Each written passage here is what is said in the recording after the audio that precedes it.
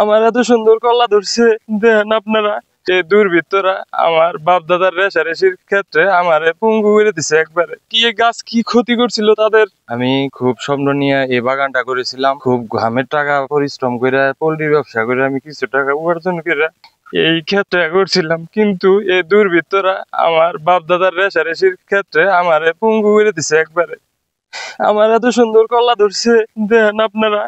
আমি আর সঠিক একটা বিচার চাই, আমি দেশবাসীর কাছে বিচার চাই। আমার এই সময় এই কাজটা কি জন্য করলো, আমার কি এই গাছ কি ক্ষতি করছিল তাদের, তাদের কি ক্ষতি করছিল। আমার যদি মেরে ফেলাই যেত আমি শুয়ে যাইতে পারতাম, কিন্তু আমার এই গাছ কাট আমি এটা দুঃখে দুঃখে মরতেছি।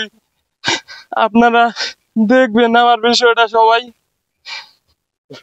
প্রশাসনের দৃষ্টি আকর্ষণ করছি, আপনারা সঠিক তদন্ত করে সঠিক বিচার করে যাবেন, এটাই আমি আশাবাদী।